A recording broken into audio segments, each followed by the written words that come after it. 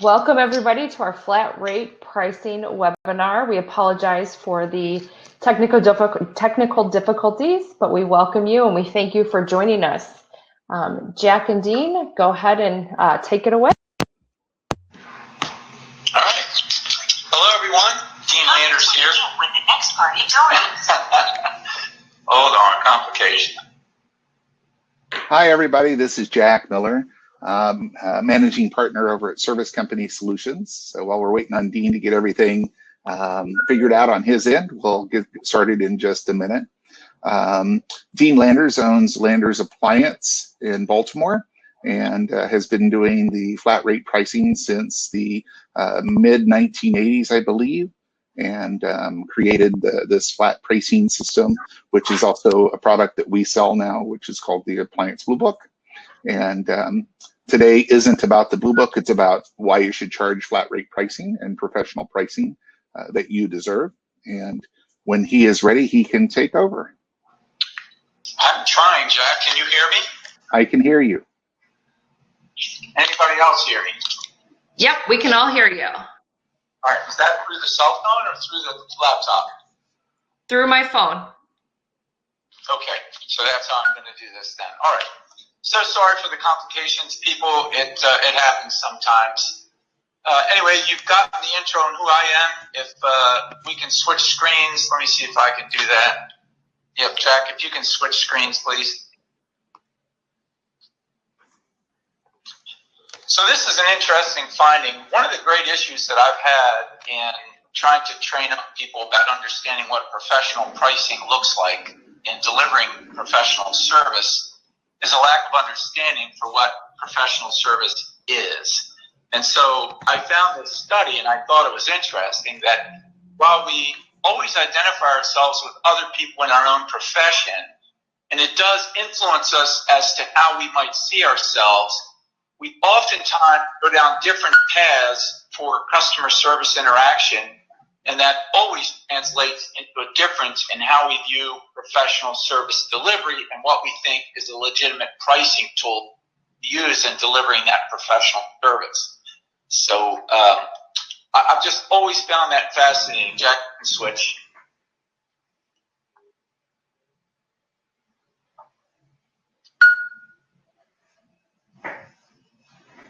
I lost the screen altogether, Jack. All right, hang on just a second.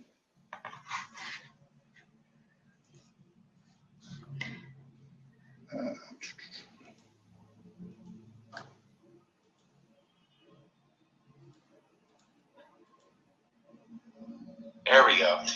So there's really two primary methods of how we charge, but they use three different names. So hourly is primarily what most people talk about, but a lot of people now are using the flat rate, which is actually a term that I used to use a long time ago. So what I mean by that is that a lot of people have hijacked the name flat rate, but it really means time and material, because they'll say, well, I flat rate my jobs for the first 30 minutes, or which is to me just a different name for time and material. So we've changed the name to job rate, and it's specifically flexible pricing that's meant to assess costing averages from data, scientific data, including particularly the liability exposure on each job to those individual jobs. So I'll give you some specific examples as we move forward, but really I want to make an argument for why job rate pricing is literally, in my opinion, and in the data I'll provide, the only way to go in our industry. Next slide, Jack, please. So value is what I talk about a lot, and everybody thinks they deliver a good value, but the question is, do your customers think so? So when you identify value, and we'll talk about that, the question is always, are you giving customers the value that they expect? I get the fact that when they call you, they expect you to fix their appliance. That's a given. That's what business we're in. We're in the appliance repair business. That's not the question. Are you giving them a good value? Value is what's going to drive everything from a legitimate standpoint in your company to growing a legitimate company that demonstrates a real tangible value. So the question is, do you give a good value? And what is that value? Next slide. So here's the definition: something that is held to deserve. So people would define that to be like this. I value something, like for instance, I value beer. I like beer. I don't particularly care for wine, and I like IPAs. So I have a higher value for IPAs than I do for light beer or for wine. So there's a higher value in that to me. It's worth more than other types of beer are to me. And I know you can laugh at that, but that's a legitimate way of determining value. And then we could say, well, what else do you value, Dean? Well, I value a high-quality personal exchange with somebody that I'm interacting with. So that turns into the verb, which is how we assess a monetary value to that thing that we have an esteem for, that we appreciate more than others. And so what I've found is, in giving these seminars all over the country and multiple times now to literally thousands and thousands of people, is that people believe, service company owners and many employees believe, that a good value means cheap. And I fully, wholeheartedly, totally disagree with that assessment. Next slide, Jack, please. So when you look at value, it's seldom, if ever, cheap. And cheap is seldom a value. And you might have heard that. That's not mine. I stole that from somebody. But in our industry, that is what I fight against most. And I fight it against it when I do consulting for electricians or plumbers or HVAC people. I find the same problem in their industries. Although I find HVAC has a better idea of value as they have a higher average ticket price. So they have a little bit better value. Plus, they've had job costing or job rating in their industry a lot longer than we have. When I created this tool 30-some years ago, that's part of where I got the idea, was from the HVAC industry. So what I hope to push you away from is understanding that as a service company, value is not cheap. That's not what companies want. That's not what customers want. And you can look at this from both sides, by the way, from you as a company owner buying a service, you as a person buying a service. What is it that you value? Next slide, please, Jack. So here's what I would argue. Do you know what value your individual company comes to the marketplace with? So a lot of companies don't think about it. And if you haven't, I would literally make a list, because I've called it your stickiness. Every company has its own value, and it has its own starting point for what that value looks like. And that's what you're bringing to the marketplace. That's what you're selling to customers. Your value, your stickiness. It's the unique thing that makes up your company. And every company, because we're all different, has a different value base. And that value base is on what you identify as the value that you're delivering to your customers. So I would strongly suggest you look at, and let's talk about some practical things. What's your warranty? Do you have a money-back policy? In your warranty, will you give people their money back? How fast will you get there? And will you commit to get there to a customer?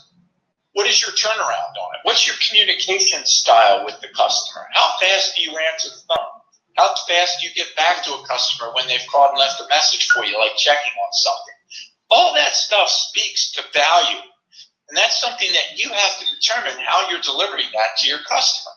So I would strongly suggest that you consider those kinds of things, that you make the list, what you are doing in those various things. And, you can make a long list of all the things that you've identified with that you think you deliver, and then give yourself a report card grade. Like give yourself an 80, a 60, a 20, a 100 on it. And then you'll know the areas that you're good at.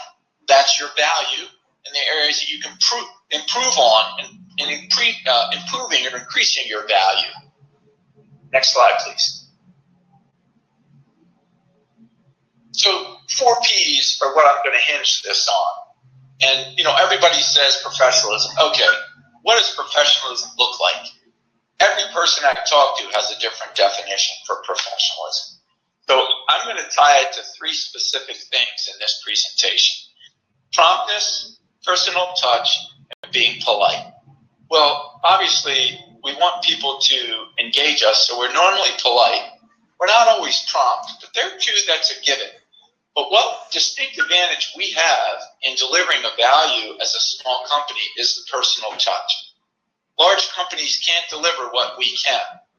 It's just that thing that gives us the advantage. It's a value add that we have that other companies can't touch. And the reason why it's a particular interesting thing is because it's unique to you and it's unique to your staff as to how they deliver that personal touch. That makes up the backbone of your professionalism. Because if you're friendly and you're prompt and you're polite and you're kind and you're administratively gifted and you're doing the things that customers want you to do, you're calling them back when they expected you or when you told them you would, that all breeds into professionalism, and it appreciates the personal touch. It adds value to it by giving them those things. So if you show the next slide, Jack, I'll show you what it looks like in practical terms. So if you have value at the center, look at all the little arrows that I have. So on any one of these, you can replace any one of these boxes with the other box. You could put professional in the middle and move value out to the side. These are all interconnected. They're all interrelated. And I call this an ultimate satisfaction circle. So if you can understand that value is based on these 4 Ps, and you can focus on these 4 Ps, and you can, by the way, add tons of other things to it. But these, because professionalism is so big, you might have to add other things to it. But the idea is to at least start with these 4. Be friendly and personal. People identify with people they know better than that they identify with someone they don't know. So personalized is the core. I could have put that at the bottom. Since you rotate all the time, any one of them is going to take a greater value to the customer and what you're going to build on. But being personal, having personalized touch with the customer is what's going to establish and then grow the value that the customer perceives that you offer a company.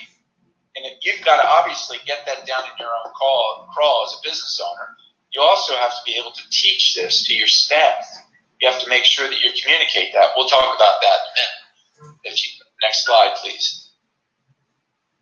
So I mentioned stickiness. The value add, that is what your company brings to the marketplace, is your own unique stickiness. And you know, I've sat with many companies, and they all have some kind of a unique thing that they do. Whatever that thing is, it's very unique to their company. So I've just listed these 4 Ps. What does polite mean? Well, treat the customer with kindness and respect. It's really not hard. Don't be that guy that has this level of expectation. Well, lady, you called me out here. I'm here to fix your appliance, of course. No, this is your customer. So treat that customer with dignity, kindness, and respect. If you said you're going to show up at 2 o'clock or whatever, you're on your way, you should be there in 20 minutes. You should be there in 20 minutes.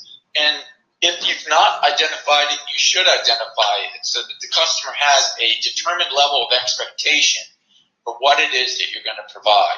Put yourself in harm's way with that. And if you're falling behind, as can happen in our industry, you call the customer and you let them know, hey, I'm falling behind. It looks like I'm going to be an hour late. Are you okay with that? Is there anything I can do to reschedule this call? That goes a long way to what, I'm terming professionalism. But now the personal. This is where the whole CLEAPS program really gets into the nitty-gritty. You want the customer to be seen as how you would treat a family member or a friend. You have to be very at ease, because you are trying to help them. Obviously, fix their appliance, that's why they called you out. That's a given. But you also want to establish something long-term, that they can then feel like this is a relationship. So now they know, oh, your name's Dean. You're the service guy that fixes my appliances. As soon as they attach a name and remember your first name, you've gone a long way to establishing a personal connection. That's what most people want. They want to be able to know you, and they want you to know them. And then finally, in the professionalism, look, be honest. Don't be that guy that's a grabber. Try and make sure that you are communicating with the customer with full integrity, all transparency. Be reliable in what you're delivering to the customer. That's what they want. And what I mean by that is, in very practical terms, appliances today sometimes require us to bang our heads on the wall. Like, we don't even know. It's okay to confess to a customer that I've got to get one of the service bulletins on this. I've got to go get a wiring diagram. I'm not sure what's wrong with this product. I will figure it out. Your pocketbook's not on the hook for me to figure it out, because our service charge is what our service charge is, and that's for me to figure it out. So you can trust that I'm on this. And then whatever you tell the customer in terms of what you promised, like, I've got to go do research on this, I'll call you tomorrow morning, I'll let you know what I found. Call them tomorrow morning.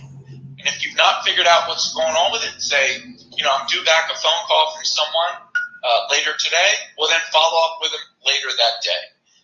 Follow up, do all the things you said you were going to do it in a transparent way that is full of integrity, and you will have people lined up at your door paying for whatever you determine your product is worth. And that's the basis of professional pricing, because there is a determined value to that. And we're going to do a little comparison in this, where I think I build on the whole idea of what that looks like in a couple slides. Go ahead, Jack. So I like what happens when we focus on personalizing the experience with the customer. If you stay personal, you're going to create a high level of satisfaction with the customer. And what that does is it ensures that the vast majority of them are going to call you back. And when they call you back, or between the times of when they've had you out there and they call you back, they're going to talk about you. They're going to be your natural evangelists because they liked you. They like the product that you offer. They like the value that you gave them. And that, and as a whole, creates a real tangible value. It will allow you to reduce your marketing. I can tell you, for us, we have a high rate of customers that are repeat customers. We only generate somewhere between 15 and 20% of new customers that we've actually marketed that didn't have either wasn't a repeat customer or wasn't a referral from a repeat customer. That's a tremendous value. So if you were looking at value in what you're offering to customers, that's a tangible value that you can put a price on, actually. You can show what your marketing costs are. You can show how many customers have been your repeat. That's something that people are looking for. So it helps you two ways. It helps you, obviously, in the real time with your current customers. It helps you with your P&L, that you don't have a high marketing bill. It also helps you if you were to value your business for somebody to buy it, and that you now have a real tangible value because you're keeping your customers and they're becoming evangelists for you. Next one, Jack, please. So this is one of the sticky points that I've had in trying to get company owners to understand. You have to embrace the value that your company delivers to your customers. You, as the company owner, you need to understand what the value is, which means you have to think about it, write it down, work through that. Then you have to make sure that everybody in your company, and it could just be you and your wife, or you and a call taker, they have to understand the value that your company brings to the customer. And they have to understand that all of these values that you deliver to the customer are what allows you to charge professional pricing. Because if you're delivering a professional product to the customer that brings real value to the customer, then you certainly are entitled to professional rates. And this is where I oftentimes get glazed over eyes, where companies tell me, I can't charge that. And I argue with them and say, you certainly are worth that. And so we do a comparison with the national companies. Jack, can you switch slides for me, please? So switch it one more time. So I've already gone over that slide. So when you look at job rates versus time and material, this is some of the things that you'll get. So particularly if you have multiple technicians, but even if you don't, you need to have consistency as a one-man operation so that there's not guesswork involved with it. Because pricing should include a lot of guesswork. It should be data-driven from science, from what your actual costs are. When you're able to do that, it delivers a high degree of confidence through the technician as he's presenting a price. Certainly when you use a professional pricing tool, it communicates professionalism. It will enhance your reputation naturally when you provide a tool that actually is in print, that's formalized, as opposed to you having a price scratched on the back of a ticket. When you do offer pricing, it takes all the pressure off CSRs or whoever your call taker is setting the call up, because now you have a customer service rep that's able to say, well, in our case, you use the National Job Rate Price Guide, the Blue Book in the industry. Customers understand that, and they prefer standardized pricing. They prefer knowing that you're using something that's standardized throughout our industry. And surprisingly, and this really does surprise many, many people, and particularly for those who have waited to implement job rate pricing, they're always afraid that their customers won't receive it well and they'll have a higher number of complaints. But I've not had a single person, and I'm talking about there's over 10,000 people that are using the job rate pricing, that they get less complaints. I've not had anyone said that when they initiated job rate pricing that they had an increase in customer complaints. And part of that's because they've solved some of the clock watching struggle that customers and technicians have had in the past. They've also solved attention that the technicians would have in feeling like they had the rush because their whole performance is under a microscope now. So it lets them take their time. They can breathe a little bit. It avoids recalls. Certainly you can see that. And the bottom line is it makes sure that you're profitable so that you can stay in business. Profitability, you can go to the next slide. Profitability is one of those things that so many people don't consider when they're pricing out their labor.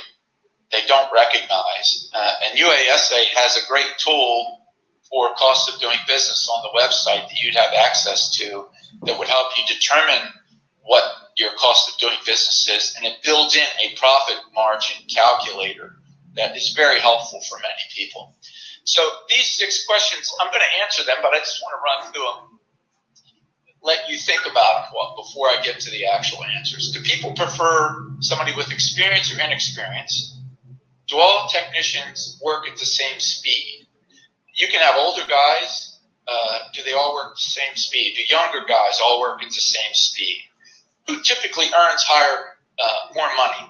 Someone that's been with the company 1 year or 10?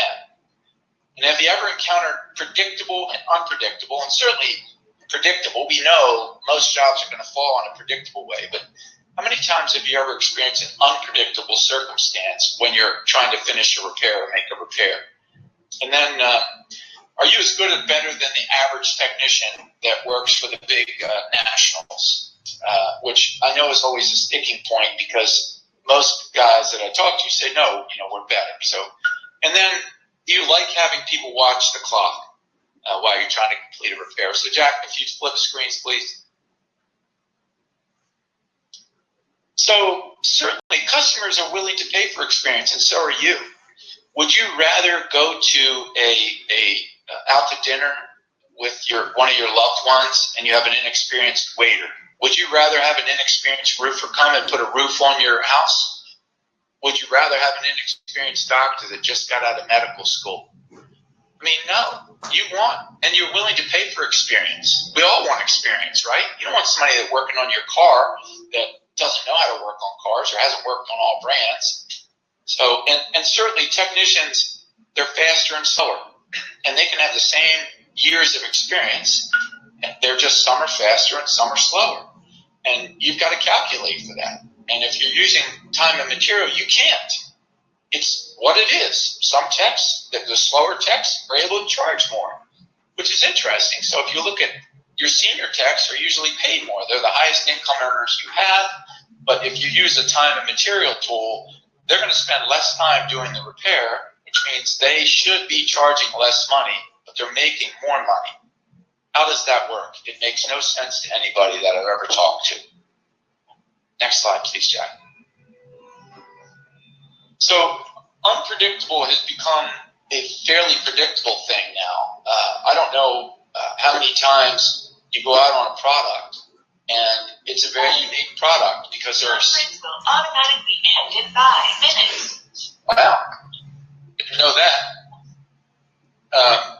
Anyway, predictable is becoming, the unpredictable is becoming predictable. So it's not good in that we had better figure this out and how to calculate for our costs in these very unpredictable circumstances that we find ourselves in. And certainly the average technician in the independent world is better than the average technician in the national world because we service all products. We have a greater exposure to all products. We have tools in place that give us hands-on capability of speaking into situations, customers, and we're going to do a comparison with the nationals so that you can see. And no one likes clock watchers. I don't know anybody that likes somebody to stand over them with a stopwatch and monitor what they're doing. Next slide, please, Jack. So a little comparison, national companies to our companies. You know, as I said, they'll do specialty technicians that only service certain products. They have repair delays on a regular basis where the parts didn't come, they didn't know it, they scheduled, they can't get out there, they don't tell you till the day of, where we offer a streamlined process, and it's usually serviced within 48 hours. Next slide, please, Jack. And then this is really where it gets into the things that identify a personalized situation that we have a distinct advantage over. They'll send different technicians. We can often send the same technician every time, which makes us relationship driven where they're performance driven. That in and of itself is a game changer and adds value to what we bring to the customers. We do fast, friendly follow-up. They can't. They have issues that create nightmares for customers. They lack consistency in that regard, and what I've found is we are consistently consistent, and all that equals sterilized service on their part and personalized service on our part. Personalized service is found just in the fact that the owner is available. You can't call Mr. GE and get him on the phone. You can't call Mr. Sears and get him on the phone. So their escalation tool is non-existent, where they're going to eventually get somebody on our side that's going to solve the problem. Next slide, please, Jack. So when you use by the hour, you're telling customers to watch the clock, driving you crazy. Customers' checkbook is on the clock. How do you want them to relax? They can't. So everybody's under pressure when you're using a time and material tool. Technicians, customers, CSRs, and management certainly.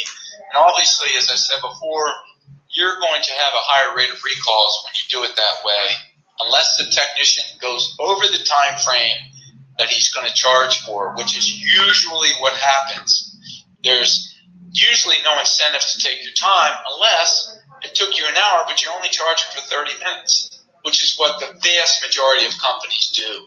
They don't actually charge for time and material because they don't think the customer should have been billed for that because something took them longer. So who pays for that extra time? Somebody has to, because it's a real cost to you as a company owner. Next slide. So these are things that customers prefer. I talked about experience. Certainly you want experience. I want experience. Everybody wants experience. You're not always going to get it, but that's what they want. And certainly experienced people are paid more money. They're usually faster, certainly at the diagnostic portion, maybe not at the mechanical side or the actual repair side, but they're all the guys that I've ever dealt with in my own company of 37 years have always been faster at diagnosing because they know the tricks. They know tips and tricks. They know product get around, workarounds. And that's what I would argue. The hourly block allows consistency. It prevents a company from charging. Conference will automatically end in 30 seconds. Jack, I don't know why it's going to end in 30 seconds, but it's telling me it's going to. I don't think it actually is. That may be your login, but you're not actually looking at it that way. So I think you're okay. Okay. All right, so thank you. Can you go to the next slide, please? I have junior versus senior down there because, as I said before, Goodbye. if you had a junior or senior guy, you know the senior guy's paid more, but he's going to be faster. So the junior guy is going to take longer, but he doesn't have the experience. He, in effect, should be able to charge more in a time and material scenario. So, which makes no sense to anybody when we really dig into the nuts and bolts of it all. So this part of it, the liability aspect, is what I want to talk about for a little bit, because it's what most people don't tag into the average repair. It's certainly not in the time and material, because if you're charging a flat hourly rate, a 30-minute repair on one product is going to look different than a 30-minute repair on another product from a cost standpoint because of what your costs actually are. So the question is, how do you price out those high liability jobs to cover your costs? You can't do it in an hourly. And you can't do it in a flat rate if you're saying, we charge 30 minutes for specific jobs. You have to say, we charge this amount of money for this job. It has to be built in that you're charging a higher fee for those jobs. And I'll give you some examples. Next slide, please, Jack. So which of these two has a greater amount of liability? A dryer support package, which would be the rollers, the idler, and the belt, or a Whirlpool refrigerator start kit? Who has the higher rate, higher amount of liability tied to those? And I've had, in all my time of doing this presentation, as I've used this example multiple times, I've only had one person argue with me that it was a dryer support package. But as we talked about it more, I'm pretty sure I convinced them, although I didn't hear them actually use those words. Because for the dryer, you do run the risk of having something catch fire, but it's such a minimal risk if you've done all your due diligence. Whereas on the Whirlpool refrigerator, if you flip slides, please, Jack, I've just got a little list of the possibilities of what you can see. So I've already got that they both take the same amount of time. Next slide, please, Jack. So here with a refrigerator, you don't know all the liability issues, but let's list a few that we do know. If you're putting a start kit on a refrigerator, you have the chance that the compressor is defective because it's a high wattage compressor. Maybe you didn't check that. Maybe you did. It was fine at the time. But something, and I know now some of these start kits are bad. It used to be back in the day, older refrigerator, if the start kit failed, your compressor was running high wattage, and you probably were going to deal with that. I don't see that as much today, but it's still a possibility. You moving the refrigerator in and out, you run the risk of damaging the water line. That water line, and even if you didn't damage the water line, you run the risk of creating water damage on the floor just by moving it out and dripping water if the pan was overflowing because the compressor was off and it started to defrost. Certainly you pull it out, you have floor damage, you have food loss. If you fix it and there's a recall, particularly if you don't work over the weekends as we don't, you run the risk of food loss, and you certainly could damage other things that are sitting around the refrigerator, the cabinetry, the countertop, or whatever. So high liability, where only dryers that are in real tight.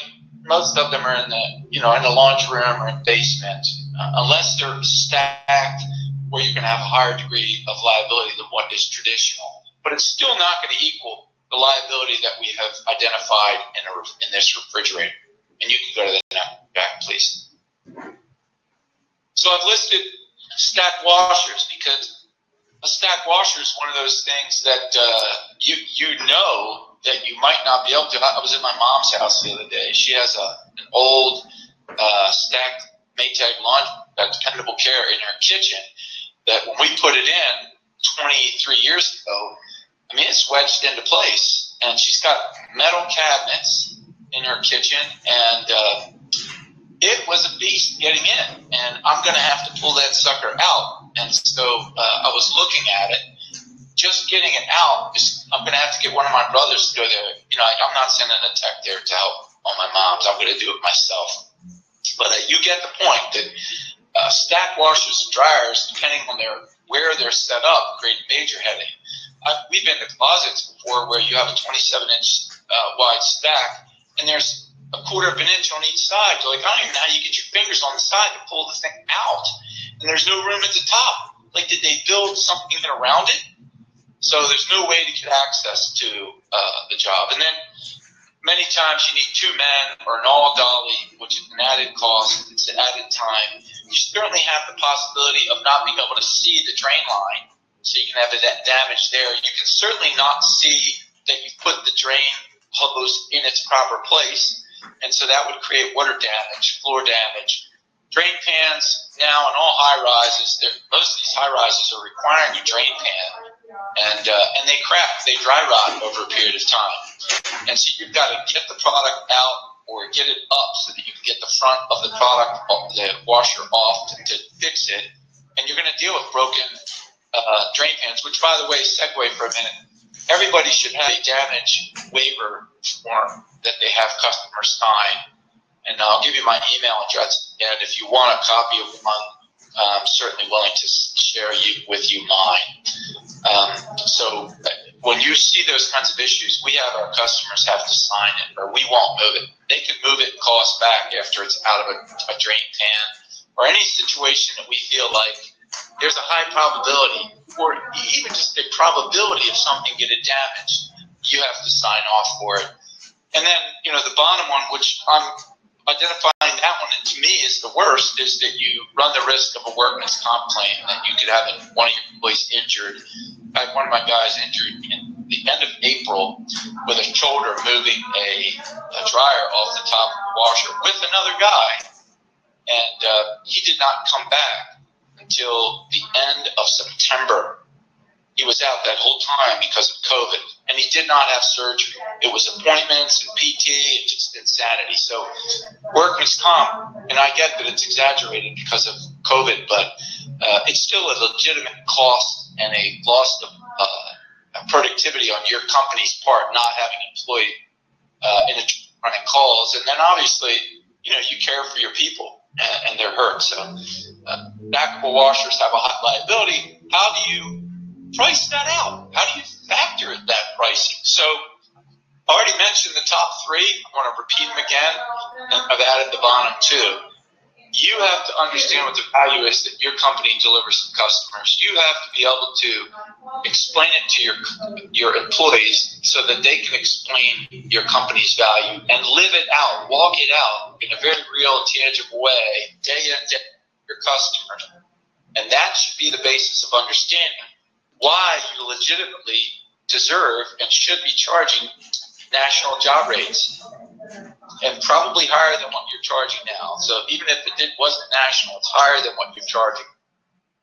So I want to encourage you to think about that. And if you're doing that, always wise to make sure the customer service rep at the time of scheduling a service call identifies that all of your pricing comes from, in this case, the National Job Rate Price Guide, the Blue Book. And the technicians are best off showing the book to the customer or showing the price as it comes up on the device that you use, be it a laptop, an iPad, or a cell phone. Next one, Jack, please. So if you've been through, this is the book, what the cover of the book looks like. If you've been through it, and I'm going to leave time at the end. You can ask me questions, by the way. So you've been through your diagnosis. You should complete that diagnosis. Make sure you've done a thorough job. And what I mean by that is, and I cover this in GLEAPS a little more thoroughly, but don't go in based on the customer's complaint and only look for that thing that they identified that's wrong with the machine. You better look at the whole thing, because if you fix it, you're on the hook for the warranty period of the product, whatever your warranty period is, be it 30, 60, 90 days, or whatever. So if you put one part on, but you didn't check the motor or the belt or whatever it is to see if it's got life left in it, you run the risk of having a recall.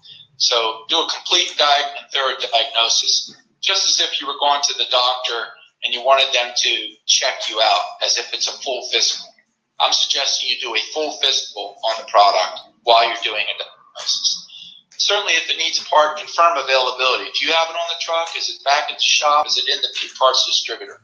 So that when you call the customer by name back to the product, you know what you're talking about. You're prepared.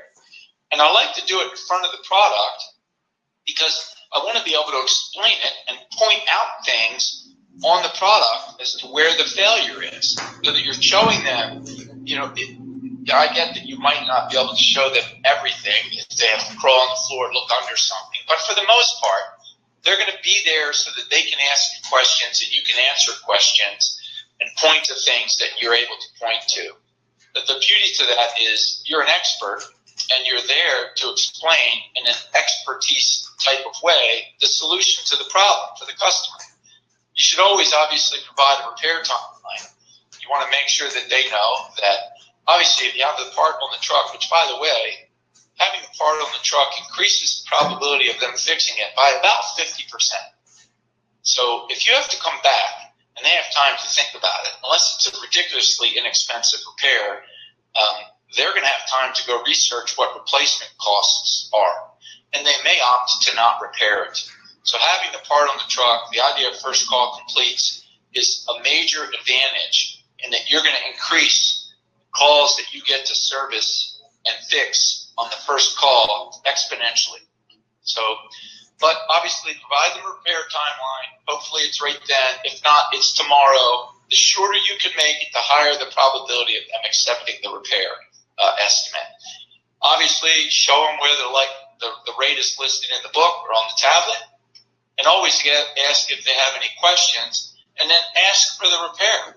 If you think it's worth fixing and we're in the repair business, ask them for the repair. If you don't, tell them that you don't think it's worth it.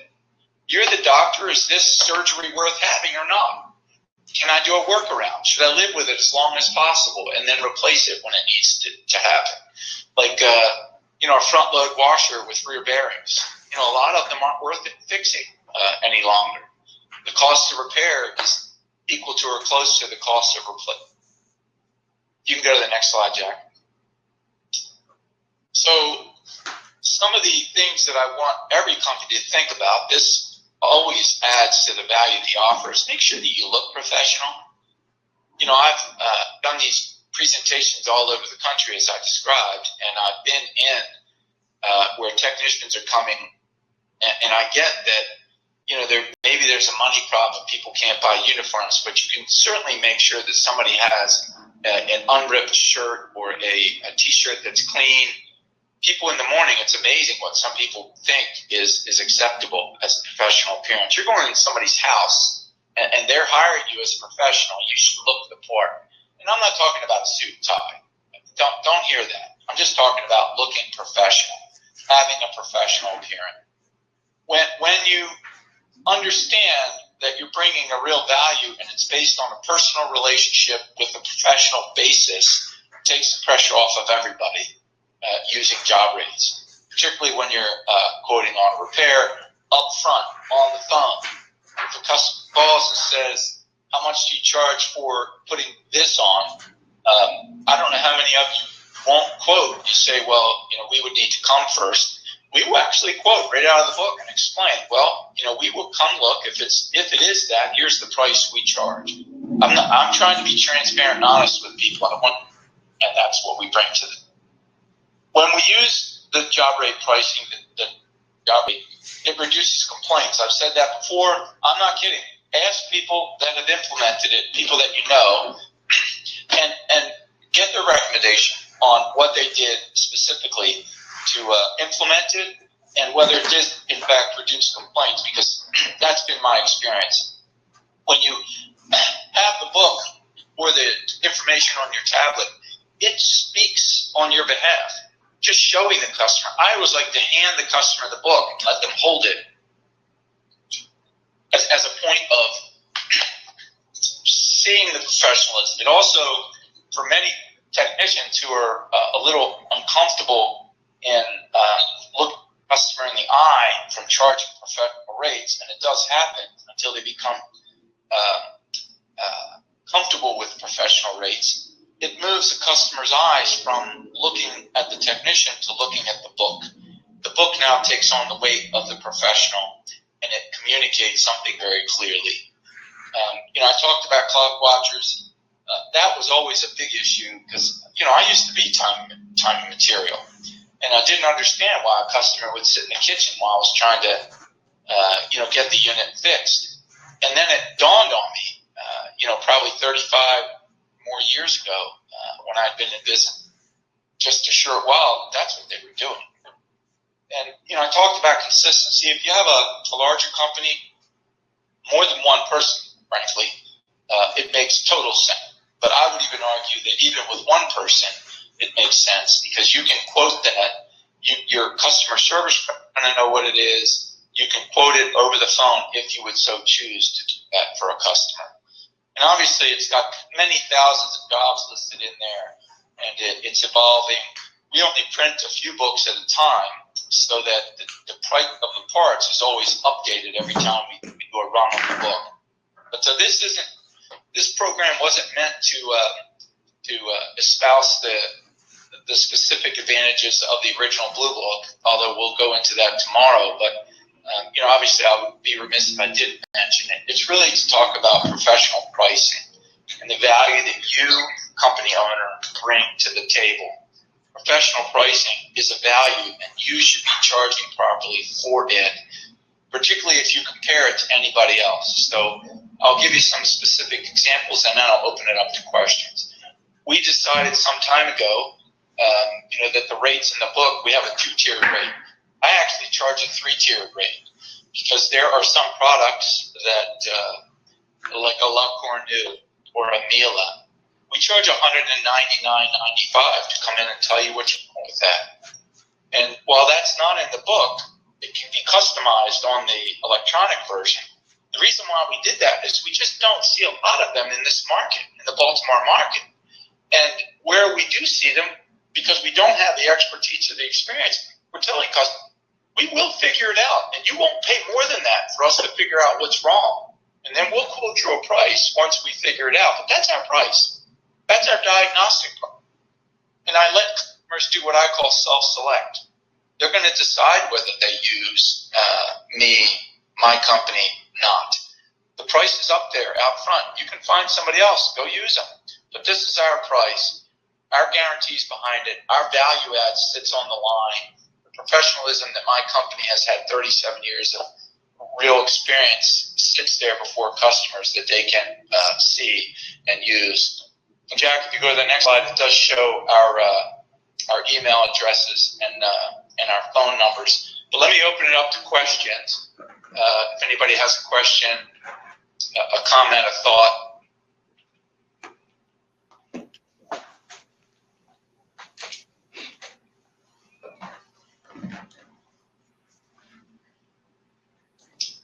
Jack, you probably got some questions to transition while we're waiting, if anybody does, because you're answering the phone. So have you had a question that has been a repeated one that you can speak to? I get a lot of different questions.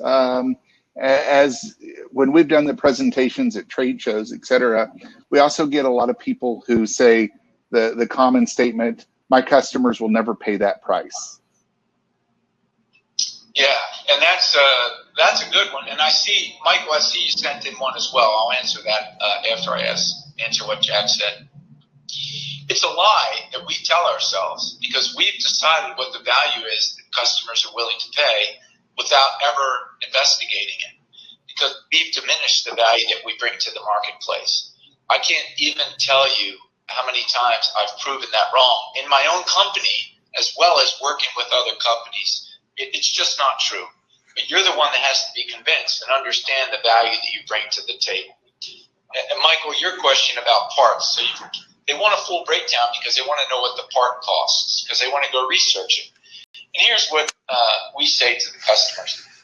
You can certainly buy parts as I can buy them. There's no doubt about that. One, we're going to almost always use the factory original.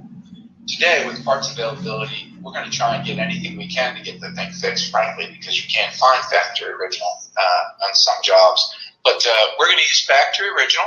We are going to mark the part up. There's no doubt about it. We have to go get it. We won't put your part in. If we're warranting the labor on a part, then we have to supply the part. And yes, we're going to make a profit on the part. And here's an example. I told you I like beer. You could go to a restaurant, and I was at one the other day. I paid $7 for a bottle of beer. Well, I can go to the liquor store, and I can buy a 6-pack of beer for about $11. They charge me $7 for one. You buy a steak. You can go to the grocery store and buy a steak for $7, a good steak for $7. But you go to the steakhouse and you pay $29.95 for it. How's that work? It's the same thing. You're buying the part and they're supplying it, providing it to you. You've done all the research. It's just a really good method of proving to customers about you can always buy the part cheaper. We're giving the value added. We've done all the research. We have the part with us. We can get the part. We're going to warranty the part with our labor. So that you're paying more for the part, but our labor covers over that part. So if we used your part, which we won't, but if we did, and that part failed, we have to pay us labor again because we didn't supply the part, you did. I think that answers that question. And then Walt asks, is it a good practice to waive the diagnostic fee with an approved repair? You know, this is a split issue in the industry. Some people say no service charge with repair. They feel like they have to do that. I will tell you that we've had many customers that have taken us to task on that because we don't. We say, no, here's the way I see it, in that our diagnostic service charge is a legitimate charge for us to do what we need to do to get to your house, figure out what's wrong, and give you a repair estimate. Now, the labor is different. The labor is fixing it. But if you don't want to deal with that hassle, then it may be wise to waive the diagnostic fee with the approved repair. So no service charge with repair. You can certainly do that. And in the electronic version of the Blue Book, you can there's a template in there that you can set that up that actually displays just the job total. And if you had to break down, it wouldn't show you the breakdown with the service charge included. It would be added into the labor. Hey, Dean, can I weigh in on that? Yeah, go ahead. Okay.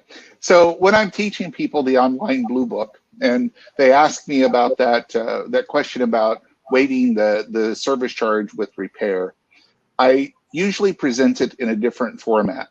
So the reality is it costs you between $80 and $90 to send a stocked truck with a trained technician out to a customer's house.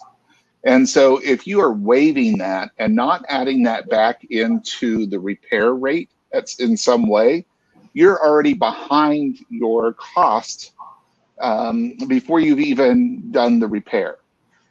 So what we try to teach is that there's 3 components that go into every repair: the diagnostics, the part, and the repair itself. And when you remove any one of those 3, the job becomes less than profitable in most circumstances. So you can present it, the way that we teach people to present is you have a choice.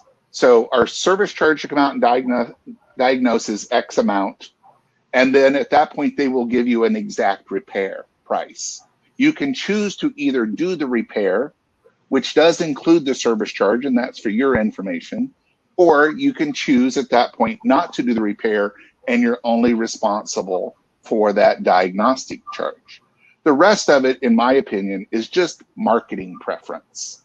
So honestly, the guys that are saying service charge waived with repair, what they're doing is they're saying, we've built that service charge into our repair price because we raised the price of the repair to cover that service call, and then we're just telling you we're waiving the service call. That's correct, Michael. Yep, thank you, Jack. Michael asked the book price includes the service charge embedded into the cost. Yes, it's a one price. So what you see across the board is an alphanumeric code, a labor code, and the price of the job. And the price of the job is the totality. It's the part price, we put a little bit of a tax built into it as an average, and we put the service charge and then the labor, and that's based on what the labor code is. So it says price code at ANC, and the ANC is, some people use it so that they can very quickly do a computer ad and just put the ANC code in, and it should upload the data into their database. They don't have to type in everything that was done. But yes, Michael, it is embedded in the total price of the job. It is a job rate. It's a totality. If the customer doesn't choose to repair it, then they would just owe you what your service charge is, your trip and diagnostic. If you do, you see mine and Jack's email address there. If you do have questions, please feel free to email us. He deals with the sales side of the book. I wrote the book, but he's handled enough questions where he's an expert on it as well.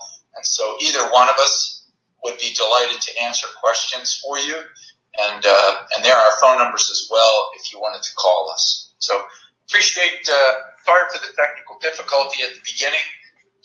Don't know. I'm glad we worked out a workaround rather, and that you were able to sit in on it. And look forward to tomorrow. We'll be on tomorrow with the actual Blue Book itself, talking about the Blue Book. And then after that session, Jack's going to deal with the electronic version and all the benefits of the electronic version of the Blue Book. And that's on the 15th, Dean. I'm sorry if I missed it. I was reading the text here. So tomorrow is strictly how to use the Blue Book, and then next week's is the online Blue Book. Okay, I missed that. All right, appreciate it. Well, Thank you, everyone. yes, thank you, Dean. Thank you, Jack. Thank you to all of our attendees. And again, we apologize for any of the technical issues.